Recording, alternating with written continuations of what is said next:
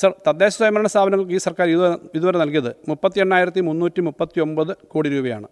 Sir, തദ്ദേശ സ്വയംഭരണ സ്ഥാപനങ്ങൾക്കുള്ള budget വിഹിതം മുൻവർഷം 15,205 കോടി രൂപയായിരുന്നത് 15,980.49 കോടി രൂപയായി ഉയർത്തുന്നു.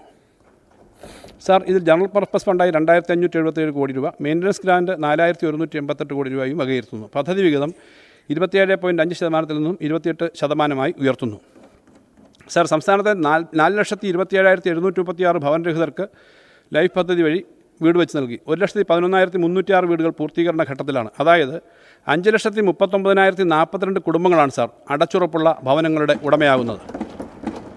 സാർ, പട്ടികജാതിയിൽപ്പെട്ട 1,11,996 പേർക്കും പട്ടികവർഗത്തിൽപ്പെട്ട 43,332 പേർക്കും ലൈഫ് പദ്ധതിയിലൂടെ വീട് നൽകി. സാർ, ലൈഫ് പദ്ധതിക്കായി 2016-17 മുതൽ നൽകിയത് 18,000 കോടിയിലധികം രൂപയാണ്. സാർ, 2025-26 ലൈഫ് പദ്ധതിയിലൂടെ കുറഞ്ഞത് 1,00,000 വീടുകൾ പൂർത്തിയാക്കും. സാർ, 25-26 സാമ്പത്തിക വർഷം ലൈഫ് പദ്ധതിക്കായി 1,160 കോടി രൂപ വകയിരുത്തുന്നു.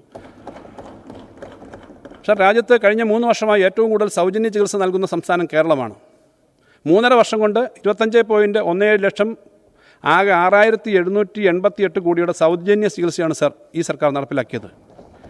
സാർ, ആരോഗ്യ മേഖലയിലാകെ പദ്ധതികൾക്കായി ഈ സർക്കാർ ഇതിനകം ചെലവഴിച്ചത് 38,126 കോടി രൂപയാണ്.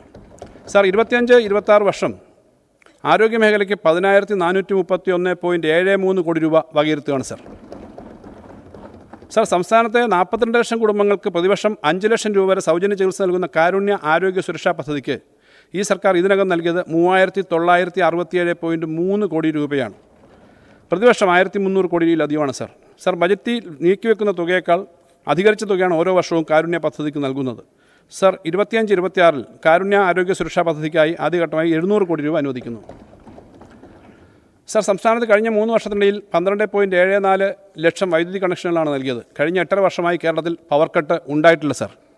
പുതുതായി 1,359.55 മെഗാവാട്ട് വൈദ്യുതി ഈ സർക്കാരിൻ്റെ കാലത്ത് നാം ഉൽപ്പാദിപ്പിച്ചു. സർ, ഈ സർക്കാരിൻ്റെ കാലത്ത് ഗ്രാമനഗര മേഖലകളായി 20,28,424 കുടിവെള്ള കണക്ഷനുകളാണ് പുതുതായിട്ട് അനുവദിച്ച് നൽകിയത്.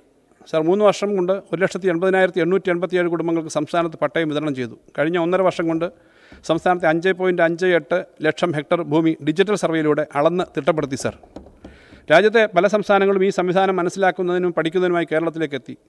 സർ, ഈ സർക്കാരിൻ്റെ കാലത്ത് പൊതുമരാമത്ത് വകുപ്പിൻ്റെ കീഴിലുള്ള 29,522 കിലോമീറ്റർ റോഡിൽ 17,483.8 കിലോമീറ്ററും BMBC നിലവാരത്തിലേക്ക് ഉയർത്തി.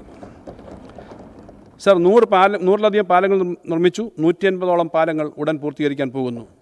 സർ, 2025-26 വർഷത്തിൽ സംസ്ഥാനത്തെ പൊതുമരാമത്ത് റോഡുകൾക്കും പാലങ്ങൾക്കുമായി 3,061 കോടി രൂപ വകയിരുത്തുന്നു. കിഫ്ബിയും റീബിൽഡ് കേരളയും വഴി നടക്കുന്ന നിർമ്മാണ പ്രവർത്തനങ്ങൾക്ക് പുറമെയാണിത്. സർ,